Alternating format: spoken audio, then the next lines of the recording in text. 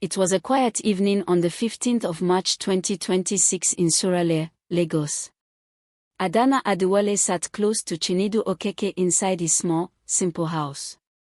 She had left her billionaire husband for this humble man who used to be just his driver. Her heart danced with new hope. But suddenly, loud engines roared like thunder outside. A long motorcade of shiny black cars and armed guards pulled up right at the gate. Dust flew everywhere. Adanna jumped up, her face pale with fear. "Chinedu, who is that?" she whispered, her voice trembling. Little did she know this motorcade would turn their world upside down. What terrible thing would happen next to these two lovers?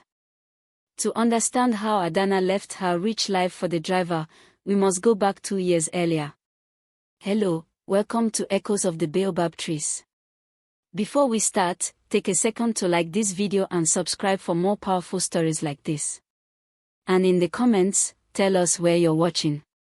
In January 2024, Adanna married Chief Obinna Adewale in a grand wedding at the Ikoyi Hotel on Victoria Island. The big hall was full of important people clapping and dancing to loud music. Adanna looked beautiful in her white lace dress, but deep inside, her heart felt a little empty. Her new husband was always busy with his oil business and big deals. Life in their huge mansion in Ikoyi started like a sweet dream. Servants cooked fine food and cleaned every day. But soon it turned lonely. Chief Obinna traveled far to places like Abuja and London for work. Adanna stayed home alone, her heart aching for real love and someone to talk to. She missed the simple happy days from her village in Enugu. Then one hot afternoon in May 2025, Adanna's car broke down on the busy road to the market in Lekki. The driver, Chinedu Okeke, a kind man from a poor village, ran to help. He fixed the engine with his strong hands and smiled warmly. "No problem, madam," he said gently. Adanna felt safe and happy for the first time in many months. Her worries melted away like ice in the sun. After that day, their friendship grew slowly but surely. Chinedu drove her around Lagos and told stories about his simple life back home. Adanna listened with shining eyes. She began to feel something warm and special in her heart for this humble man who treated her like a queen. Little by little, her loneliness started to fade. But big trouble came in October 2025. Chief Obinna returned home from a bad business deal, his face full of anger. He shouted at Adanna for buying new clothes. "You waste my money," he yelled. Anger boiled in Adanna's veins like hot soup on fire. She ran to her room, cried all night, and felt so unloved and broken inside. Little by little, Adanna started meeting Chinedu in secret spots like quiet parks in Ikeja. They talked for hours about dreams and life. Her heart filled with joy every time she saw him. But she knew it was dangerous. Still, the love in her chest grew stronger than fear. By early February 2026, Adanna could not hide her true feelings anymore. One night while Chief Obinna was away on a trip to Dubai, she packed a small bag with her favorite clothes. Tears rolled down her cheeks. "I must follow my heart now," she whispered to herself with a heavy sigh. That same night, Adanna drove her small car quietly to Chinedu's house in Surulere.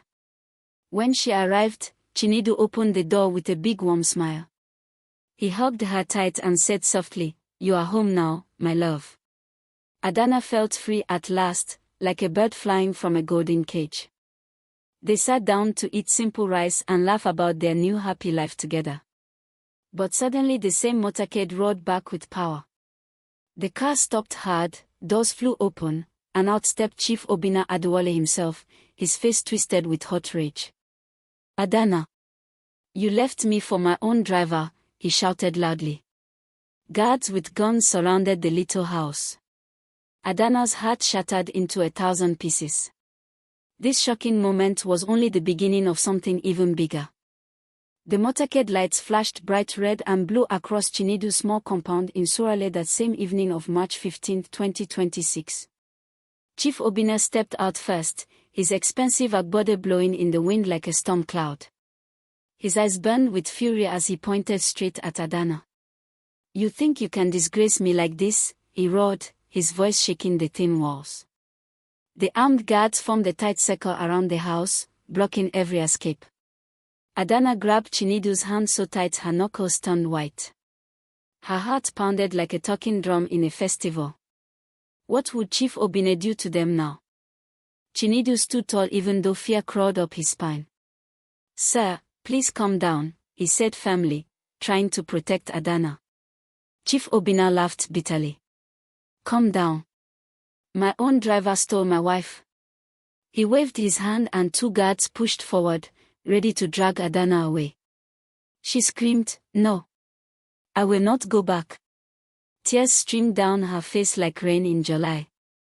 Suddenly, Chief Obinna's phone rang loudly. He answered with an angry snap. After listening for a few seconds, his face changed from red rage to pale shock. He ended the call and stared at Adanna and Chinedu. "You think this is over?" he said in a low, dangerous voice. "You have no idea what is coming." Then he turned and walked back to his car. The motorcade reversed and drove away, leaving thick dust and heavy silence behind. Inside the house, Adanna collapsed onto the wooden chair, shaking all over. Chinedu knelt beside her and held her close. "We are safe for now, my love," he whispered, though his own voice trembled. But both of them knew Chief Obinna would never forgive this shame. Little did they know the real danger was only beginning. The next morning, March 16, 2026, the sun rose bright over Lagos. Adanna and Chinedu tried to act normal.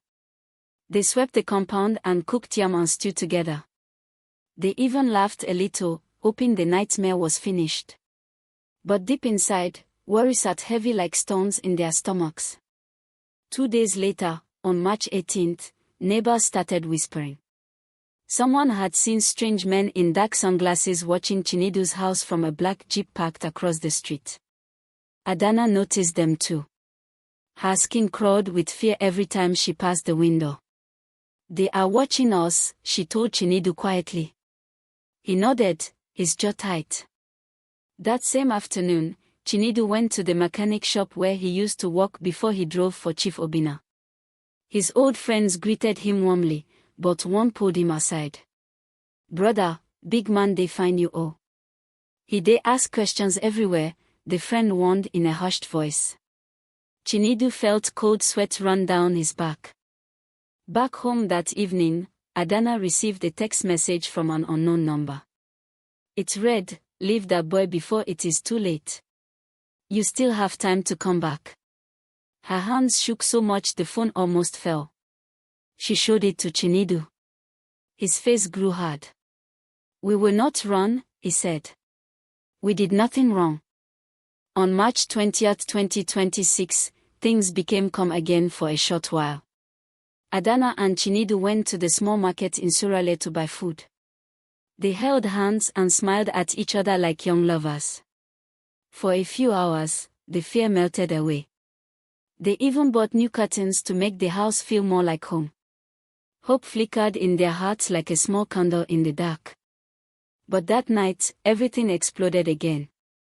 Just after midnight on March 21st, 2026, loud banging shook the front door. Adanna woke up with a scream. Chinedu jumped from the bed and ran to look through the window. Outside stood more than 10 men in black, holding iron bars and machetes. One of them shouted, "Open this door now or we break it." Flames from a petrol can already danced in another man's hand. The house was surrounded. Adanna clung to Chinedu, her voice breaking as she whispered, "They have come to finish us." The door rattled violently. What would happen in the next few seconds would decide if they lived or died. What will happen next will shock you. Stay tuned for part 2. Thank you for watching. Don't forget to like this video. Subscribe to the channel, and turn on the notification bell so you never miss the next powerful story. Trust me, the next story is even more shocking. See you in the next.